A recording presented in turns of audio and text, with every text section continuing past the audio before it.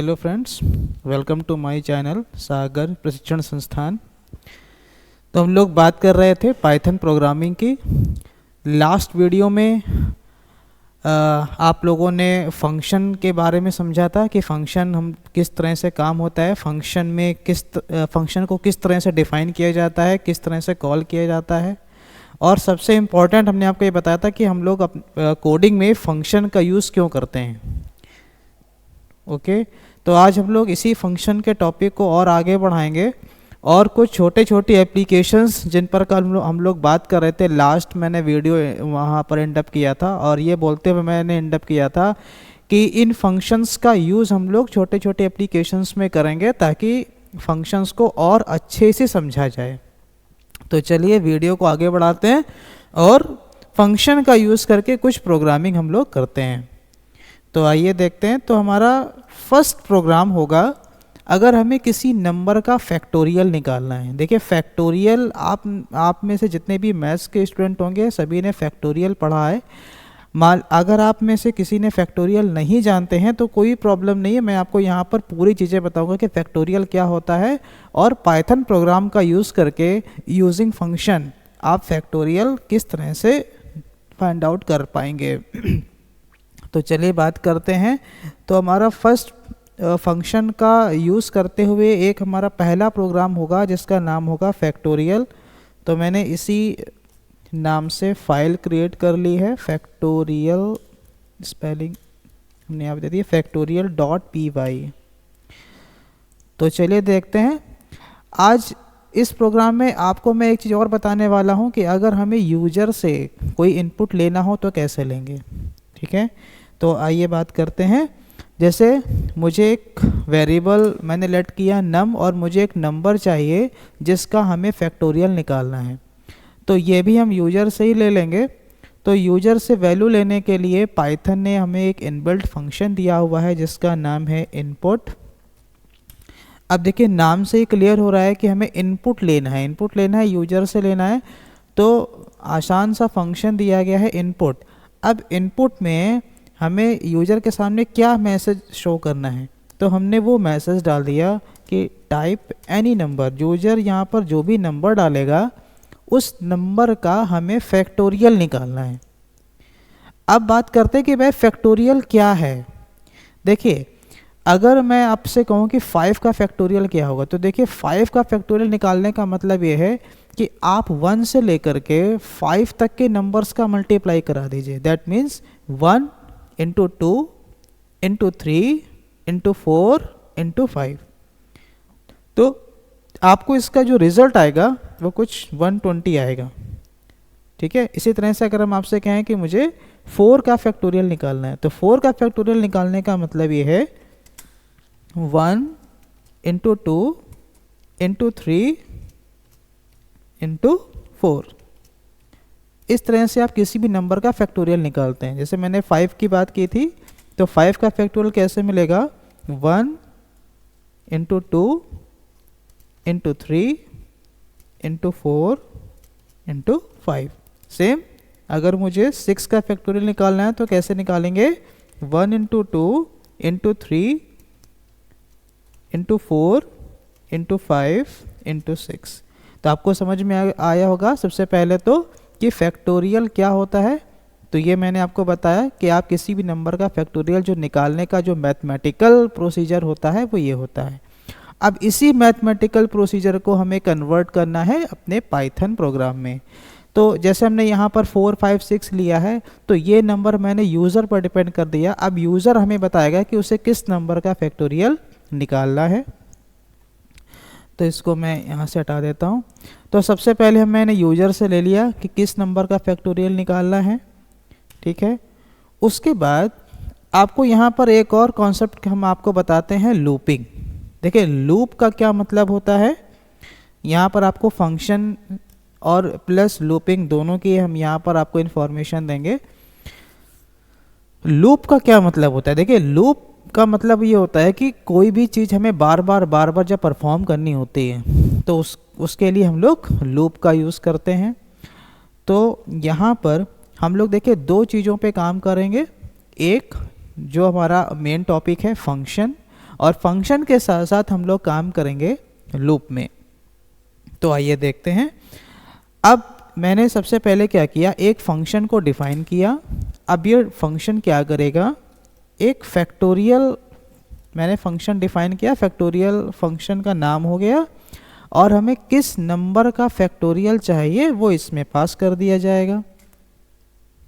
Okay, जिस भी number का हमको फैक्टोरियल चाहिए वो नंबर मैंने यहाँ पर पास कर दिया। अब यहाँ पर होगा क्या, लूप चलेगा। देखिए लूप दो तरह के पाइथन में आपको पढ़ने होते हैं, एक होता है फॉर लूप और दूसरा होता है व्हाइल लूप। किसी भी लूप को चलाने के लिए आपको तीन चीज़ों का ध्यान रखना होता है। पहला कि लूप को आपको कहाँ से स्टार्ट करना है, दूसरा लूप को कहाँ पर एंड करना है। जैसे मैंने आपसे कहा कि किसी चीज़ को हमें बार बार रिपीट कराना है, किसी स्टेटमेंट को हमें बार बार रिपीट करना है, तो आप बताओगे कि कहाँ से स्टार्ट करना है, कब रिपीट करना रोकना है। और तीसरा ये होता है कि मान लीजिए हमको नंबर देने हैं, हमें अपने प्रोग्राम को ये इंस्ट्रक्शन देना है कि हमें 1 से लेकर के 100 तक की गिनती लिख करके दे दो। तो हमने बोला क्या, 1 से स्टार्ट करना है, फिर हमने क्या बोला कि कहाँ तक जाना है, 100 तक जाना है। अब 1 से 100 जाना है तो यहाँ पर वैल्यू बढ़ेगी, यानी इंक्रीमेंट होगी वैल्यू। अगर मैंने ये बोला होता कि 100 से स्टार्ट करके 1 में आना है, तो स्टार्टिंग हो गया 100, एंड कहाँ पर होगा, 1 पे होगा, और डिक्रीमेंट होता जाएगा क्योंकि 100 से हमें 1 पे आना है तो वैल्यू डिक्रीज होगी। तो इसको हम किस तरह से यहाँ पर देते हैं, हमने यहाँ पर एक वेरिएबल लेट कर लिया, एक वेरिएबल यहाँ पर हम ऐसे दे देते हैं फॉर एक्स, हमने एक्स ले लिया, या आपको आई लेना है तो आप आई ले सकते हैं। यहाँ पर हमें दे देना है फॉर आई इन रेंज। अब देखिए हमने यहाँ पर रेंज दे दी। रेंज हमें कहाँ से कहाँ तक देनी है, हमें कहाँ से स्टार्ट करना है, जैसा मैंने बोला था कहाँ पे स्टार्ट करना है, तो मैंने बोला कि हमें 1 से स्टार्ट करना है, क्योंकि अभी मैंने आपको ये चीज़ करके दिखाई थी यहाँ पर कि अगर मान लीजिए हमें 5 का फैक्टोरियल निकालना है तो मल्टीप्लिकेशन हम 1 से स्टार्ट करेंगे। तो 1 × 2 × 3 × 4 × 5, तो हमें स्टार्ट कहाँ से करना है, 1 से करना है, और हमें पहुंचना कहाँ तक है, 5 तक पहुंचना है। तो फॉर का एक और यहाँ पे रूल होता है कि ये हमेशा लास्ट वाले वैल्यू को एक्सक्लूड कर देता है, मतलब उससे काउंट नहीं करता, रेंज में उसको इंक्लूड नहीं करता है। तो इसका मतलब ये हुआ कि अगर मैं यहाँ पर, जैसे यहाँ पर दिख रहा है कि मुझे एंड करना है 5 पे, तो अगर मैं यहाँ पे 5 लिख दूंगा तो यहाँ पर प्रॉब्लम ये हो जाएगी कि अब ये 5 को इंक्लूड नहीं करेगा, यानी ये केवल मल्टीप्लिकेशन करेगा 4 तक। तो उसका सोल्यूशन क्या है, इसका सोल्यूशन ये है कि हम इसको आगे बढ़ा दें, यानी 6 तक वैल्यू दे दें। अगर हमें ये नंबर n है, ठीक है, मान लीजिए अगर 5 का फैक्टोरियल हमें निकालना होता तो हम यहाँ वैल्यू क्या देंगे, 6, तो ये 5 तक जाएगा, ठीक है ना। अगर हमें 7 का फैक्टोरियल निकालना है तो हमें यहाँ क्या देना होगा, 8, ताकि ये 1 से लेकर के 7 तक आएगा। अगर मैंने 7 दे दिया तो ये केवल 6 तक पहुंचेगा, यानी लास्ट वैल्यू को इंक्लूड नहीं करता है। तो अब हमें यहाँ पर किसी नंबर पे डिपेंड होकर के नहीं चलना है कि 5 या 4 या 6, क्या हम यहाँ पर एक जनरल फार्मूले पे काम करेंगे। तो यहाँ पर वैल्यू है n, तो जैसा मैंने आपको बताया कि अगर हमें 5 का फैक्टोरियल निकालना है तो हम यहाँ पर 6 दे रहे थे, अगर मुझे 6 का फैक्टोरियल निकालना है तो लास्ट वैल्यू 7 होगी, मतलब हमें वैल्यू एक ज़्यादा देनी है। तो यहाँ पर अल्टीमेटली हम लिख सकते हैं n+1। कैसे, क्योंकि हमें n का फैक्टोरियल निकालना है तो यहाँ पर हमें एंड अप करना होगा n+1 पे। तो ये बात आपको क्लियर हुई होगी। अब हमें करना क्या होता है, हमें हर बार फैक्टोरियल मतलब हर बार इसका मल्टीप्लाई कराना है। तो अब स्टार्टिंग में मल्टीप्लाई किसका होना है, 1 का होना है, किसके साथ, तो एक हम यहाँ पर वेरिएबल लेट करके चलेंगे कि स्टार्टिंग में हम ये इनिशियलाइज करा देंगे फैक्ट इक्वल टू 1। फिर क्या होगा, मैंने आपको असाइनमेंट ऑपरेटर बताया था, वहाँ पर आप इसका मैंने आपको बताया था कि स्टार इक्वल का आप यूज़ कर सकते हैं, या आप ऐसे भी लिख सकते हैं fact equal to fact into i. इसका क्या कॉन्सेप्ट हुआ कि इनिशियलाइज किया हमने फैक्ट की वैल्यू को 1 से, और हमारा जो लूप चल रहा है वो 1 से स्टार्ट हुआ है, तो यानी कि i की वैल्यू भी स्टार्टिंग में 1 होगी और फैक्ट की वैल्यू भी 1 होगी।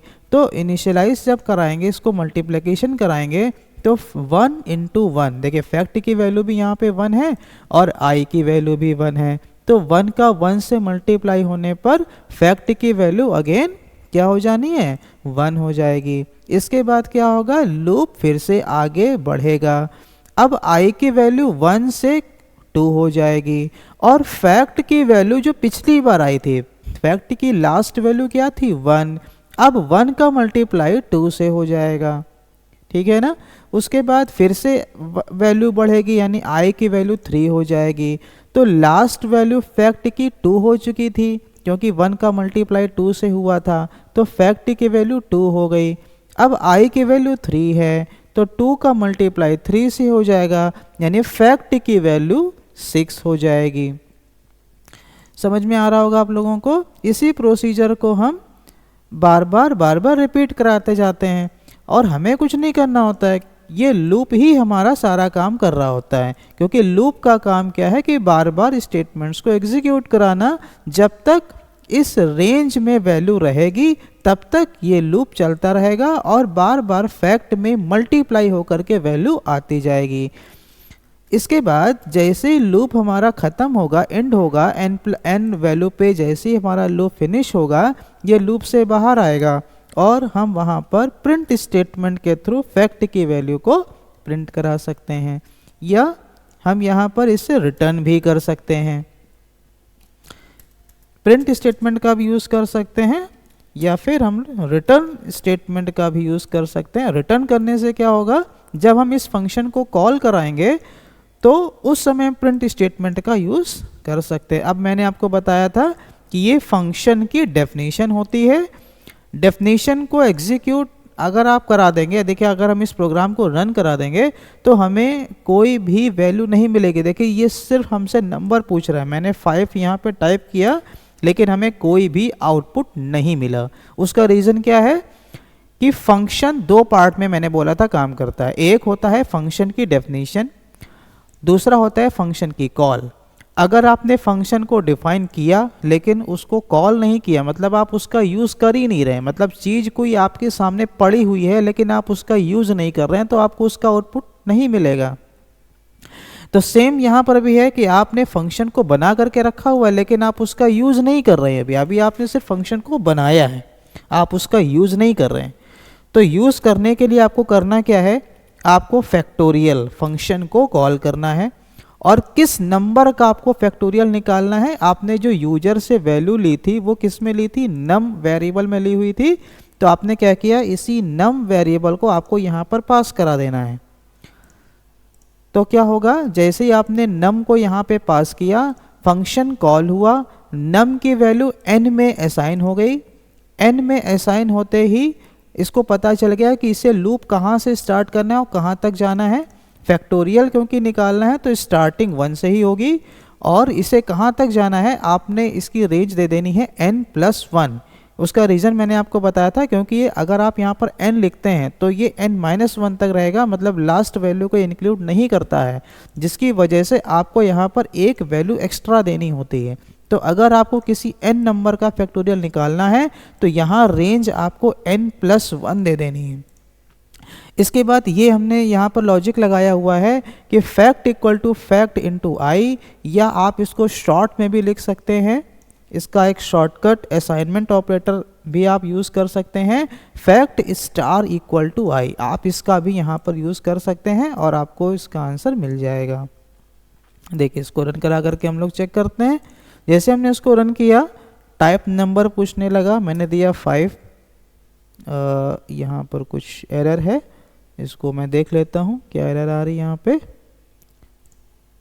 एक बार मैं वापस इसको इस तरह से लिख देता हूँ, fact equal to fact into i. अब इसको मैंने रन किया, और हाँ यहाँ पर मुझे प्रिंट स्टेटमेंट भी दे देना है, क्योंकि मैंने यहाँ से फैक्ट वैल्यू को रिटर्न कराया हुआ है। तो जो भी इसका आंसर आएगा मुझे रिटर्न होकर के इसके पास मिलेगा, और जो भी रिटर्न वैल्यू मिलेगी ये प्रिंट स्टेटमेंट उस रिटर्न वैल्यू को हमें प्रिंट करके दे देगा। देखिए एक बार और हम यहाँ पे इसको यूज़ करते हैं, हमने दिया 5, अगेन मुझे वही एरर मिल रही है। देखिए अब उसका रीज़न क्या है, मैंने यहाँ पर क्या एरर की हुई है, देखिए यहाँ पर मैंने इंट का यूज़ नहीं किया हुआ है। अब यहाँ पर भी आपको हम ये चीज़ बता दें कि जब भी आप यूजर से कोई वैल्यू ले रहे होते हैं, जब भी आप यूजर से कोई वैल्यू लेते हैं तो पाइथन उस वैल्यू को स्ट्रिंग समझता है। यानी इस वैल्यू को मैंने यहाँ से अगर 5 दिया तो 5 वैसे तो इंटीजर है, लेकिन जब ये इस वेरिएबल ये जब 5 को यहाँ पर एक्सेप्ट करेगा तो वो उसको स्ट्रिंग डेटा टाइप का समझेगा। तो उस स्ट्रिंग डेटा टाइप को हमें इंटीजर में कन्वर्ट करना होगा। इसके लिए मैंने आपको पिछली वीडियो में टाइप कास्टिंग बताया हुआ था। तो टाइप कास्टिंग में हमने आपको बताया था कि किस तरह से आप किसी स्ट्रिंग वैल्यू को इंटीजर में कन्वर्ट कर सकते हैं। तो यहाँ पर जब भी आप यूजर से नंबर लेंगे या कोई भी वैल्यू आप लेंगे तो हमेशा आपको ये ध्यान रखना है कि वो वैल्यू स्ट्रिंग में होगी।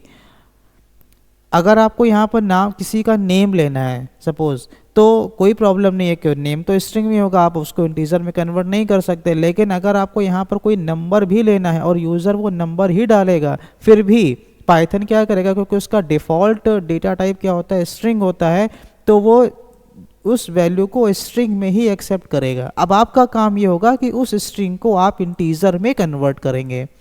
जैसे ही आप इसको इंटीजर में कन्वर्ट कर लेंगे तो अब जो हमारा एरर जो आ रही थी वो रिजॉल्व हो चुकी होगी। मैं इसको एक बार और ट्राई कर लेता हूँ। टाइप नंबर मैंने दिया 5, अगेन मुझे अच्छा सॉरी एक और मुझे मैंने प्रॉब्लम कर दी है। यहाँ पर मुझे प्लस नहीं लिखना है, स्टार का यूज़ करना है क्योंकि मुझे मल्टीप्लाई कराना है। अगेन मैंने इसको रन किया, टाइप नंबर 5, मुझे अगेन ये वैल्यू एरर आ गई है, where it is non associated with a cannot access local variable fact। Okay एक मुझे प्रॉब्लम समझ में आ गई, मैंने क्या किया हुआ है। देखिए फैक्ट इक्वल टू 1 का यूज़ मुझे फंक्शन के अंदर करना होगा, मुझे यहाँ पर कर देना है फैक्ट इक्वल टू 1, क्योंकि फंक्शन के अंदर उसका कोई स्कोप उसे लग नहीं रहा था। तो अब मैं ट्राई कर लेता हूँ, टाइप नंबर 5 दिया, देखिए मुझे आंसर मिल गया 120। ठीक है, तो प्रॉब्लम क्या हो रही थी कि यहाँ पर उस फैक्ट की जो आपने फैक्ट वेरिएबल डिफाइन किया हुआ था उसको मुझे फंक्शन के अंदर डिफाइन करना था, क्योंकि मैंने उसको फंक्शन के बाहर डिफाइन किया हुआ था। तो फंक्शन के बाहर डिफाइन किया हुआ है, उसका यूज़ मैं फंक्शन के अंदर कर रहा हूँ। तो ये बोल रहा है कि वो फैक्ट का स्कोप जो है वो लोकल है, ठीक है, और आपने डिफाइन कर रखा है उसको फंक्शन के बाहर, इस वजह से ये प्रॉब्लम कर रहा था। तो आपको इसका यूज़ फंक्शन के अंदर करना है, तो आप इसे फंक्शन के अंदर ही डिफाइन कर लेंगे। तो ये हमारा फैक्टोरियल का एक फंक्शन है छोटा सा, जिसमें हमें एक किसी नंबर का फैक्टोरियल निकालना था। तो अब इसमें अभी क्या है कि मान लीजिए अब यूज़र से मैंने नंबर पूछा हुआ है, ठीक है, अब यूज़र नंबर यहाँ पर देगा, कोई बात नहीं, लेकिन यूज़र यहाँ पे नंबर 0 भी तो दे सकता है और कोई नेगेटिव नंबर भी दे सकता है। ठीक है, नंबर 0 भी दे सकता है या नेगेटिव नंबर भी दे सकता है। तो उसके लिए फिर हम लोग यहाँ पे कंडीशंस लगा देंगे कि नंबर अगर 0 हुआ तो फिर क्या होगा, क्योंकि 0 का फैक्टोरियल और नेगेटिव नंबर का फैक्टोरियल, अगर कोई नंबर नेगेटिव है उसका फैक्टोरियल आप निकाल नहीं सकते, उसको आप कह देंगे कि अनडिफाइंड।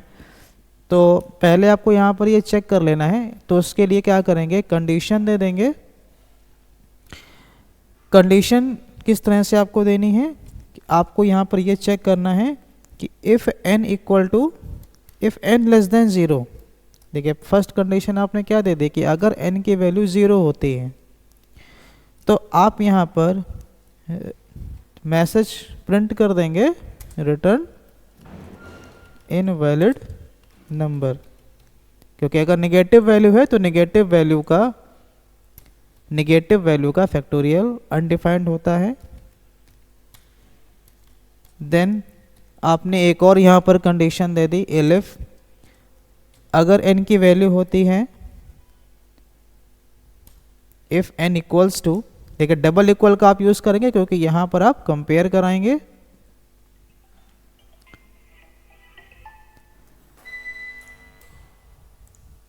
n की वैल्यू 0 से कम है या अगर n की वैल्यू 0 होती है। 0 होने पर क्या होगा, आप रिटर्न करा देंगे रिटर्न 1 कि 0 का फैक्टोरियल 1 मान लिया जाता है। और अगर ना ही n की वैल्यू 0 से कम है और ना ही n की वैल्यू 0 है, देन एल्स स्टेटमेंट में आएंगे और हमारा ये वाला कोड फिर एग्जीक्यूट हो जाएगा। तो यहाँ पर दो कंडीशंस आपको और यूज़ कर लेनी है, क्योंकि आप यूजर से वैल्यू ले रहे हैं और यूज़र यहाँ कोई भी वैल्यू दे सकता है। तो अगर n की वैल्यू नेगेटिव नंबर है, मतलब कोई वैल्यू अगर ऐसी है जो 0 से छोटी है, तो उसके लिए आपने मैसेज रिटर्न किया इनवैलिड। अगर n की वैल्यू 0 है तो मैसेज मिलेगा 1, 0 का फैक्टोरियल 1 होता है। और अगर किसी नंबर अगर कोई वैल्यू 0 से बड़ी है, 1 से बड़ी है, तो फिर हम उसका फैक्टोरियल इस लॉजिक से कैलकुलेट करेंगे और जो भी आंसर मिलेगा उसे रिटर्न कर देंगे। अब इसकी रिटर्न वैल्यू इस फंक्शन कॉल को मिलेगी और प्रिंट क्या करेगा, उस रिटर्न वैल्यू को प्रिंट कर देगा। अब हम इस कंप्लीट फैक्टोरियल के प्रोग्राम को यहाँ पे रन करा करके चेक कर लेते हैं। मैंने यहाँ पर टाइप किया, इसको मैं क्या करता हूँ, डिलीट कर देता हूँ, फिर से मैं इस प्रोग्राम को रन कराऊँगा। देखिए अब यहाँ पर पूछ रहा टाइप नंबर, मैंने बोला 0। देखिए 0 होने पर ये वाली कंडीशन फुलफिल हो गई, क्योंकि n की वैल्यू मैंने 0 दिया था, num की वैल्यू 0 हुई, तो num की वैल्यू n में असाइन होने से n की वैल्यू भी 0 हो गई। और इफ़ कंडीशन फॉल्स हो गई, जिसकी वजह से elif में आया, n की वैल्यू 0, कंडीशन ट्रू है, यानी इसने हमको रिटर्न कर दिया 1, यानी हमें आंसर यहाँ पे 1 मिल गया था। अब सपोज करिए मैंने नंबर दिया होता -2। अब -2 अगर मैंने दिया, कोई नेगेटिव नंबर दे दिया, तो ये हमें मैसेज क्या दे रहा है, इनवैलिड नंबर। अब इस केस में ये कंडीशन ट्रू हो रही है, क्योंकि n की वैल्यू 0 से छोटी है, इसलिए हमें ये मैसेज मिल रहा है। नेक्स्ट मैंने इस बार दे दिया 3। अब 3 का फैक्टोरियल 6 हो गया। कैसे हो गया, आपको प्रोसीजर पता हो गया होगा, 1 × 2 × 3 कैलकुलेट कर लीजिए आप। 1 × 2 × 3 मीन्स 6। तो इस तरह से आप कंप्लीट ये प्रोग्राम हो गया किसी भी नंबर का फैक्टोरियल निकालने के लिए। आपने यहाँ पर दो चीज़ों का यूज़ समझा है। तो पहला आपने यूज़ यहाँ पे समझा कि फंक्शन को हम किस तरह से यूज़ करते हैं, फंक्शन को किस तरह से डिफाइन करते हैं। और दूसरा आपने यहाँ पर ये समझा कि हम लोग लूप में किस तरह से काम करते हैं, जो कि काफ़ी इम्पोर्टेंट है। तो आपको ये प्रोग्राम समझ में आया होगा। एक और क्वेश्चन हम लोग ट्राई कर लेते हैं फंक्शन का यूज़ करते हुए। चलिए आगे देखते हैं।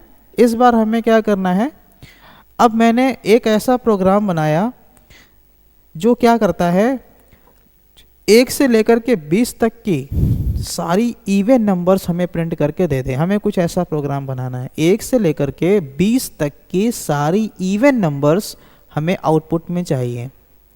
तो चलिए ट्राई करते हैं, और इसको भी हम लोग फंक्शन और लूप की हेल्प से करेंगे।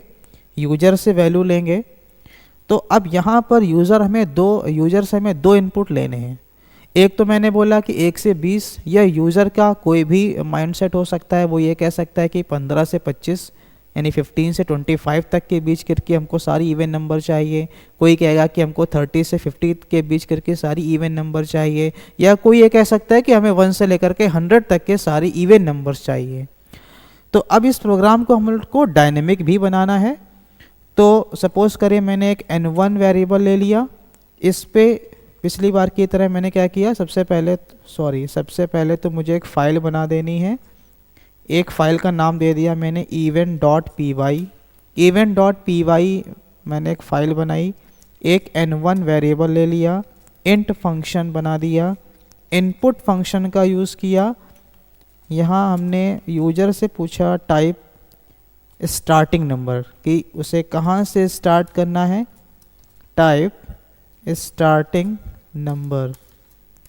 देन एक और हम यहाँ पर वेरिएबल क्रिएट करेंगे n2 equal to int input. Next message क्या होगा, type ending number, type ending number, ये होगा n2। यूजर यहाँ पर बताएगा कि वो कहाँ से कहाँ तक के नंबर उसको चाहिए। फिर हमारा फंक्शन क्या बनेगा, एक फंक्शन हम लोग यहाँ पर डिफाइन करेंगे। फंक्शन का नाम हो जाएगा इवन। इवन में हम ये दो नंबर पास करा देंगे x, y। x मेंशन करेगा कि उसे कहाँ से स्टार्ट करना है, और y यहाँ पर ये मेंशन कर रहा है कि उसे कहाँ पर रोकना है। इसके बाद पिछली बार की तरह जैसे मैंने काम किया था, फॉर लूप में काम करेंगे। एक वेरिएबल दे देंगे i in रेंज। आप यहाँ पर देखिए वेरिएबल कोई भी आप दे सकते हैं, आपको जो मन करे आप वेरिएबल दे सकते हैं। मैंने i वेरिएबल दे दिया है। For i in range. अब यहाँ पर ये पूछ रहा है कि आपको रेंज क्या चलानी है, तो यही हमारी रेंज होगी x, लेकिन यहाँ पर आपको थोड़ा सा चेंजेस करना है, क्योंकि अगर आपने यहाँ पर y लिखा तो दैट मीन्स कि ये उसके पहले थे। जैसे मान लीजिए n1 की वैल्यू 1 होती है, n2 की वैल्यू 10 होती है, तो n1 की वैल्यू x में कॉपी की जाएगी और n2 की वैल्यू y में कॉपी की जाएगी, मतलब y में 10 होगा। और अगर आपने लूप चलाया 1, 10 का, तो ये केवल 1 से 9 तक जाएगा, 10 को इंक्लूड नहीं करता है। तो उसका सॉल्यूशन मैंने आपको बताया है पिछले प्रोग्राम में।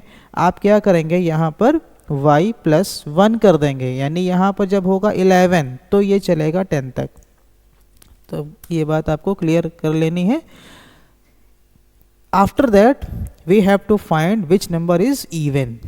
तो इवन नंबर फाइंड आउट करने के लिए हमें पता है कि इवन नंबर्स क्या होती हैं, जिनका डिवाइड 2 से पूरा हो जाए। 2 से जो कम्प्लीटली डिविजिबल नंबर होते हैं वो इवन नंबर्स होते हैं।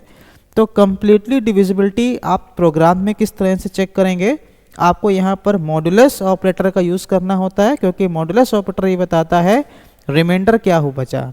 अब आप ये सोच रहे होंगे कि रिमाइंडर क्या यहाँ पर क्यों यूज़ कर रहे हैं, तो भाई आप समझिए कि हमने ये क्या बोला कि जो नंबर 2 से कम्प्लीटली डिविजिबल, तो कम्प्लीटली डिविजिबल का मतलब क्या हुआ, रिमाइंडर 0। अगर रिमाइंडर 0 हो रहा है तो कम्प्लीटली डिविजिबल है।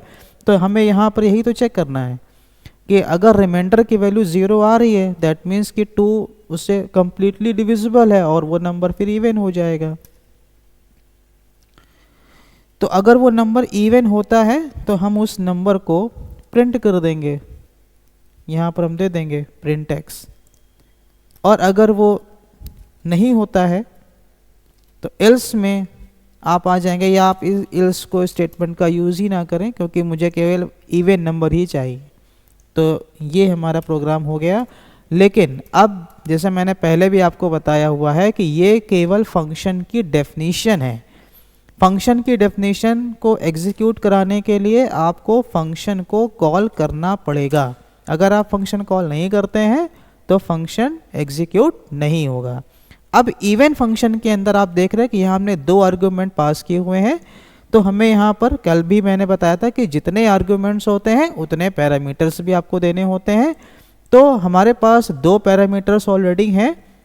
तो मैंने यहाँ पर क्या किया, n1, n2, n1, n2। n1 n2 क्या है, n1 क्या है, जो हमारा स्टार्टिंग नंबर होगा, कहाँ से स्टार्ट करना है। n2 क्या है, जो हमारा एंडिंग नंबर होगा, कहाँ पर हमें नंबर को एंड करना है।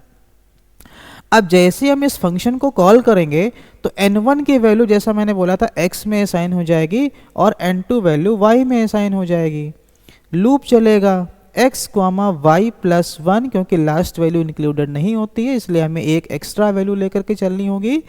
ये इफ़ स्टेटमेंट का मैंने यहाँ पर यूज़ किया है। कंडीशनल स्टेटमेंट्स का मैंने पिछले वीडियो में मैंने आपको बताया हुआ था कि इफ़ स्टेटमेंट क्या करता है, कंडीशन चेक करता है और हमें आउटपुट देता है ट्रू या फॉल्स में। तो अगर वो नंबर 2 से कम्प्लीटली डिविजिबल होता है, अगर 2 से कम्प्लीटली डिविजिबल होता है तो ये इफ़ कंडीशन ट्रू हो जाएगी और वो नंबर इवन मानी जाएगी। उस केस में x को प्रिंट करा देगा, अदरवाइज x को प्रिंट नहीं कराएगा। तो ये हमारा प्रोग्राम यहाँ पर एंड अप होता है। इसको हम लोग एक बार एग्जीक्यूट करा करके देख लेते हैं। ये इसको मैंने पहले किल किया और इसको अब ये हमसे पूछ रहा है टाइप स्टार्टिंग नंबर, मैंने कहा 10, ओके। फिर अगेन ये हमसे पूछ रहा है टाइप एंडिंग नंबर, मैंने कहा 20। अब यूज़र पे सारा कुछ डिपेंड होकर के चल रहा है। जैसे मैंने एंटर किया, देखे इसने क्या किया, अभी इसने क्या किया, देखिए सारे नंबर हमें 10 ही प्रिंट कर दिए। सॉरी, मैंने यहाँ पर x दे लिख दिया है, हमें यहाँ पर i देना है क्योंकि i को ही चेक करना है। अगेन हम इसको रन कराते हैं। Starting number is 5 and ending number is 20। अब ये क्या करेगा, 5 से लेकर के 20 तक के सारे इवन नंबर्स मैंने ये देखिए इसने हमें प्रिंट करके दे दिए। 5 के बाद 6 आता है, देन 7 ऑड नंबर होता है, 8 इवन, 10 इवन, 12 इवन, 14, 16, 18 एंड 20। आप किसी भी रेंज में आप इसको कोई भी रेंज दे सकते हैं, किसी भी रेंज को आप दे देंगे, ये हमें इवन नंबर्स प्रिंट करके दे देगा। सपोज दैट मैंने कहा type starting number 1 starting and ending number 50। देखिए इसने क्या किया इसने सारे इवन नंबर्स हमें यहाँ पर प्रिंट करके दे दिए। तो आपने देखा कितना आसान है इस चीज़ों को करना। और अदर प्रोग्रामिंग लैंग्वेजेस में अगर काम करेंगे तो हो सकता है आपको थोड़ा सा डिफ़िकल्टी हो, लेकिन पाइथन पर अगर आप इस तरह के प्रोग्राम बनाते हैं तो पाइथन को समझना आसान इसीलिए क्योंकि इसके सिंटैक्स आसान होते हैं। ठीक है, करली ब्रेसेस जैसे अदर प्रोग्रामिंग में आप यूज़ करते हैं, यहाँ पर कोई करली ब्रेसेस का कोई भी कॉन्सेप्ट नहीं है। सिर्फ आपको यहाँ पर इंडेंट देखना होता है। इंडेंट की कल मैंने बात की हुई थी। इंडेंट का मतलब स्पेसिंग से होता है।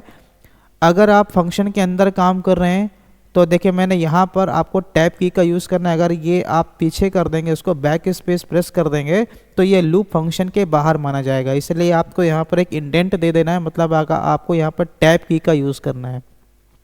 सेम चीज़ यहाँ पर भी है।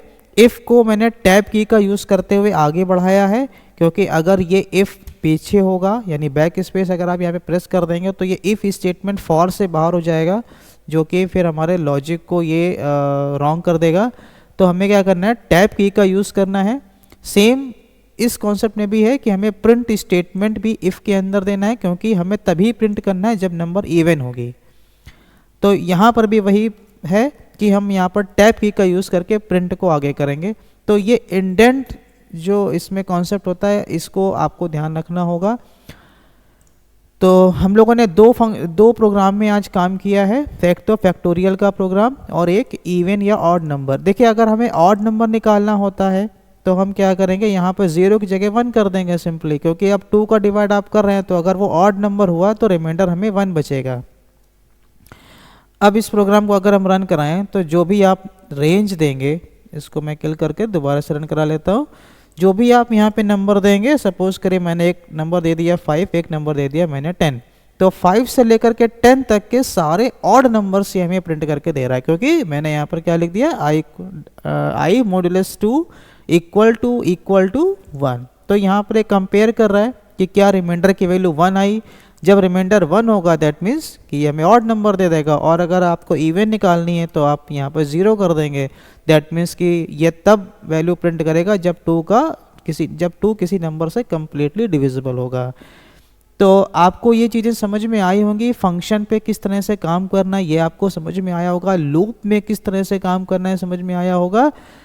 तो हम लोग का जो नेक्स्ट वीडियो होने वाला है वो वीडियो पूरा का पूरा डेडिकेटेड होगा लूप में। हम लोग काम करने वाले हैं लूप में। एक मैंने आपको यहाँ पर लूप समझाया हुआ है, लेकिन लूप को और डिटेल से जानेंगे तो आगे आने वाला वीडियो, जितने भी वीडियोस हमारी जो सीरीज़ जैसे जैसे आगे बढ़ती जाएगी, ये बहुत ज़्यादा इम्पॉर्टेंट होने वाली है। तो आप लोगों से रिक्वेस्ट है कि जितने भी हमारे जो रेगुलर व्यूवर्स हैं उनसे हमारी ये रिक्वेस्ट है, या जो भी हमारे न्यू व्यूवर्स हैं वो भी ये जान लें कि ये सीरीज़ बहुत इम्पॉर्टेंट है। आप पाइथन को बहुत अच्छे से जानेंगे, समझेंगे और अपने प्रोग्रामिंग स्किल्स को आप पर डे इम्प्रूव करते जाइए। जो मैं हर वीडियो में बोलता हूँ कि आपको वीडियो देखने के साथ साथ इस पर प्रैक्टिस भी करते रहना है, ताकि आपको सारे प्रोग्रामिंग स्किल्स अच्छे से समझ में आए, सारे कॉन्सेप्ट आपको अच्छे से क्लियर होते रहें। तो मैं वीडियो को यहीं पर एंड करूँगा और मिलते हैं अपने नेक्स्ट वीडियो में। तब तक के लिए बाय बाय, थैंक यू।